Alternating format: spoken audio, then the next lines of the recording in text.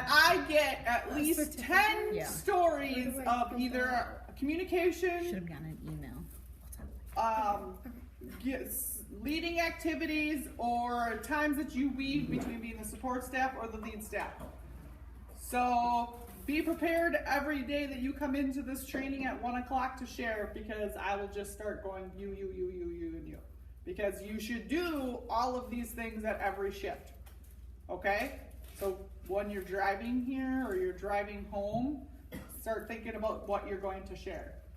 So keep that in mind, because sharing is caring, and it's the only way that we can kind of get and use some of these skills that we're doing, and then I can say yes, but, and this and that before we slam the door open on this day camp this week. So I'm going to kind of move on to, I sent out the templates via email. Everybody get them? Okay, because this is also my way of making sure that everybody's getting my emails, and I have things correct in my mass email, because I did not have Brandon's correct for a while there. So I want to make sure everyone is on par there. Okay, in the blue section, transitions is next, but I want to go to leading craft activities first. So if you can find the part that says leading craft activities. 33. Which? 33. But that might not. Blue 33. Blue 33. Blue 33. Yeah. It's like a football. Like big notes. That's where I like. I'm in some like magical world. Yep. Have a shake. Okay. So leading crafts, I gave you and sent you the craft template, and then this is kind of the recommendations that we have throughout the summer. 1, brainstorm ideas and write them down with possible time lengths and cost of materials needed. Because when you provide me, hey, I really want to do this cool craft, sometimes that cool craft costs a lot of money. So, but hey, I'm in for it. So let's figure out how we can do it cheaper or something like that in a different version. So when you come up with a craft, look at it. How much do you think that's going to cost? Do we already have the supplies? You're going to have, back there are your craft buckets. In there, you got your typical pipe cleaners, pom-poms. We have a crap ton of foam letters. Please get rid of the foam letters. So just different things that we already have a lot of. So anything that you can find craft related that has something that we already have, you're golden for sure. It's more abnormal crafts and different things that maybe your science experiments and things that you're going to be making. Those are things that we are going to I need to know more about, and you need to kind of either give me the recipe type of thing that you're doing and how many it's for, so I know. The other thing is you need to work with your site directors. I kind of talked to them about this a little bit too, is make your schedules real with your activities, because sometimes you guys plan activities because I say you always have to have 2 activities all the time, but you know you're really not going to get to that because maybe you have the presenter that day or we have this or that. Make your schedules real, because the other thing that happens is then I have cupboards full of really weird random ingredients that I have no idea what to do with. So now I've wasted money, and now I have a crap ton of something in a cupboard somewhere. Or it's in the refrigerator and then it expires. Does anyone else need this sheet? So, find your activity first and foremost. Make sure that your time length, how much time you have available in order to do it, and the cost of materials. So make sure it's reasonable. Make a plan, think the activity through. What does it sound like, look like, and feel like? Meaning, if you're going to be making the Play-Doh recipe that you need to have heat, where's the hot plate, and can you plug the hot plate in wherever you are? Because sometimes the pavilions don't have, or the electricity does not work. What's the length of time? Do you have that much time? Will some kids be done quicker than the other kids? Does the activity need any preparation beforehand? Is it age appropriate? Is the preparation that you have to do to make it age appropriate? Some kids can't cut out circles. So you might have to cut out the circles prior to that. Keep those plans in mind. If possible, make the craft and discuss the activity with someone who's working with the same age group and make possible concerns or feedback to that area. Let me give you an example. We made slime and we've made it individually before, not a problem. But the person that led slime as a large group when we did it for an all camp Friday had a different recipe. Guess what? Recipe didn't work. You do not want to be working with 80 kids when the slime recipe does not work. And now you have baggies of this hard, basically Super Bowl crumbly thing. So make sure that it works and talk to other people, especially if they're going to be involved in it. So before the kids, plan your project, set up your area, what materials are needed, and do any prep work. Here is my talk on our supplies. Do we have, here, we'll use this one as an example. You will see we have this type of materials. This makes me happy. If you out at the site sit down and say, here are your markers, and you put them all here, here are your scissors, and then whatever other materials you need, and you set it on per site here. The reason why these make me happy is because these end up on the ground otherwise every single time. Also, your students do not know how to use markers. This is what they end up looking like at every single activity that we do. Every single time. These are not cheap. So then I have a little conversation with the kids about using our equipment.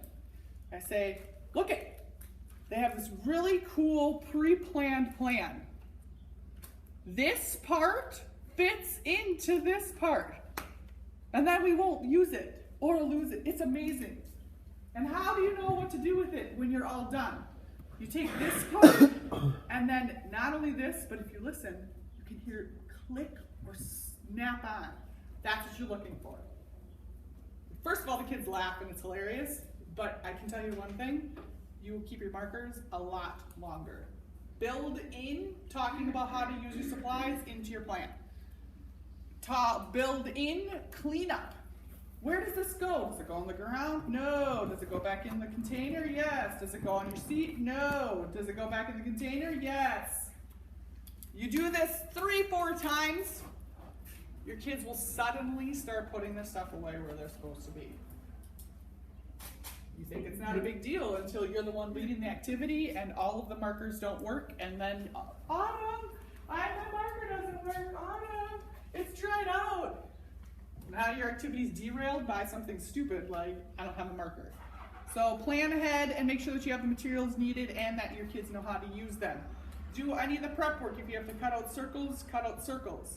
With the kids, okay, here's where I differ sometimes. Show them the completed product. Sometimes you can do that, but if it's a project that you want them to be creative with, you can show them an example, but tell them you can make variations and those types of things. The part of projects is it's supposed to be individual. They don't need to exactly copy every single thing that you do. Discuss the steps either as you go or explain in details beforehand. That depends on the age of the kids. And then during the activity, reinforce directions and participate. Make sure the staff you've directed earlier in their role and are participating as well. After the activity, speak to the staff and others that observed the activity, what went well, what would have made the activity go smoother. So, using your example this morning and making slime, was it this morning or was it yesterday? This morning. If you self-eval and you talk to people that you were working with, what went well and what would you have done differently? Kids had fun, but I should have done it myself first. Yeah. Know the right ratio and what to put together so it wasn't a huge mess. Yeah, that's the biggest part. Perfect. Typical mistakes: not planning ahead, activity not age appropriate, or the activity is not age appropriate, not flexible when things go so wrong, and not asking for help when needed. Difficult to break kids into groups, and then no attention signal. So here's the skill guide and information, and I signed out the skill guides to you guys to do 5 activities. These activities that you do on here can also be like STEM activities, like you think you guys are talking about your So things like that can go on the skill guides and stuff like that.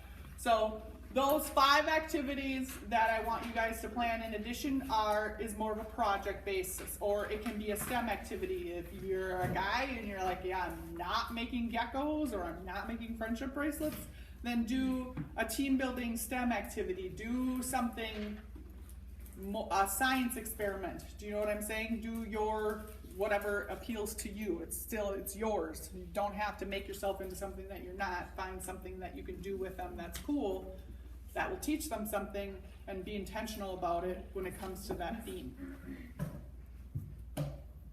So is there any questions about leading activities? I have something different. What do you guys do if you plan this awesome activity and it completely flops? Completely. What do you do? Find some alone time. Go complain about it in the office later, yep. But what are you gonna do? What do you do in that moment? So you're like halfway through it and you're like, oh my gosh, this is not going according to plan. This is not gonna work. What do you do? Adjust it. Okay. What if you can't adjust it? Adjusting it is a good option if you have that ability. Own it. Own it? What do you mean by that? Deal with it. It's fine. Laugh about it. They'll laugh too. Yep. It's okay to talk to the kids and be real with them. Say like, you know, I thought this was really gonna work and it's not gonna work. We all make mistakes, and kind of talk through it with them as far as like problem solving. See if they have any ideas. Yep. I think a big thing is always coming prepared with a plan B. Like when I'm subbing and the teacher's lesson sucks and it takes me like 20 minutes and I have 30 minutes left of class, like, well, what am I gonna do? Like, always having a plan B in mind is really good. Color sheets or like Sudoku or fill in or search of words. Those are the things that are gonna kind of keep you going. Keep that in mind. Because I can guarantee you not everything that you have planned this summer is gonna be awesome. Even if you planned it out and tried it. You have to gauge the kids too. Sometimes they're not going to be all for it. Sometimes the sweet activity that you think they're going to love, they whip through in like 10 minutes. Or some of them do because they're just not interested in what you have going on. So level it, you know what I'm saying? Okay, now we're going to color it. Now we're going to do this. And be prepared for your fill-in. And we'll kind of get to that next with your transition games and different things to do with them. And that's a good skill that you can carry on as those of you that are going in to be teachers, because there are several lessons that I'm like, yes, this is awesome, these kids are gonna love this, and I started and I was like, oh god, this sucks, this is terrible, we gotta switch directions. So being able to be flexible and kind of think on the fly, have a plan B, be real with the kids and own it, those are all important skills to make it be successful. Have any of you guys that have worked in this situation before ever done like a science experiment one where it doesn't do what it was supposed to do? Yeah. We did slime last summer and I forgot to look at the weather and it was like 95 degrees and like super hot down here and we did slime. So when we went to put it to cool in the fridge just like, nope, not doing it today. And the fridge got all warm and we had to take the snack over there because the fridge was done. So like the slime was just warm the rest of the day. And we just laughed about it. The kids were like, yeah, this isn't gonna work, is it? You guys got it. And I was like, why isn't it gonna work? They're like, cause it's so hot. And then they got that, it can't cool if it's so humid out, and yeah. Who else? Sorry, Kaylin. So last year one of the staff challenges was these like bottle rocket things. And so we like had the kids make them and they were all excited to like, do these challenges, and then none of them worked. Like we went to Wilson Park and we like postponed one of our things that we were gonna do because we were so excited for them, and then like none of them worked. I do remember that. I still have some of the Alka-Seltzers. Be mindful that, to be honest, if you handle it correctly, those are some of the days that they're going to remember. They're always going to come back and be like, those are the days of be like, remember when it was so hot and the slime never cooled down?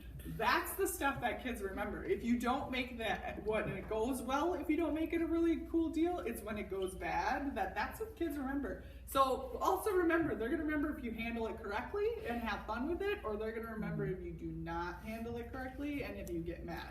So they're going to remember it. So you might as well make sure that they remember the good instead of the whatever they're going to tell their parents, because I would kill to know how that story went at home. And then, you know? Yeah. So it's good. And those are the stories you guys remember too. Like looking back, like, oh my gosh, remember last summer when this happened? Oh my God. The two that I can remember is one, we made Play-Doh for the first time and we used Kool-Aid because you had to have red. We made red Kool-Aid, and when you make the Play-Doh and you mix the Kool-Aid in together, it dyes your hands. And by dye, I mean dyes your hands. So we had children and adults with rainbow hands, green, red, and purple. I was like, okay, I learned that one.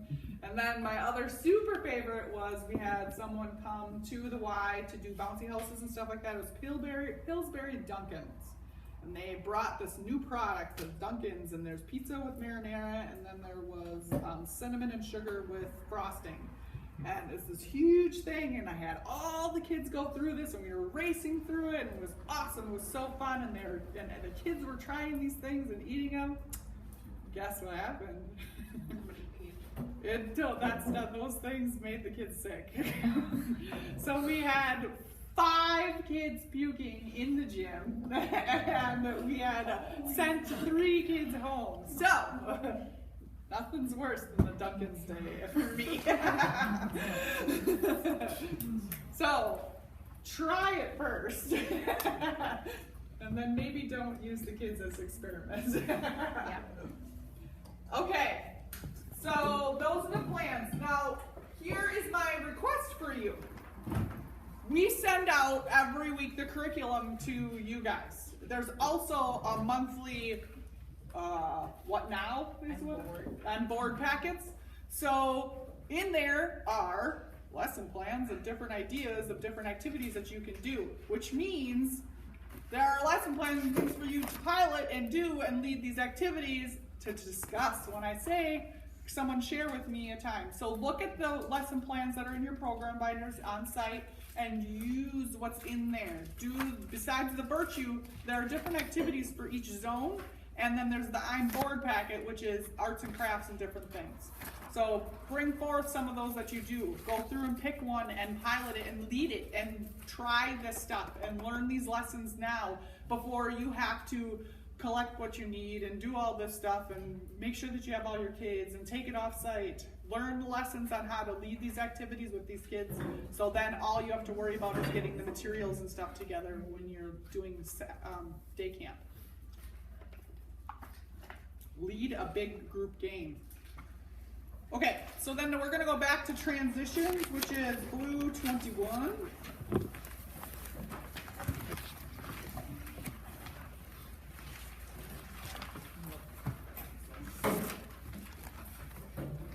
Okay, I want you guys as a team, look at the schedule that I gave you, which I think is the last gray page, of what the typical day looks like on the front and back. As a team, look at it and write down, evaluate the numbers and types of transitions you'll see in the day. Like when you look at that gray piece of paper, when is a transition? In the morning, when would a transition be? And then continue through. So as a team, write down all the transitions in a typical day in day camp.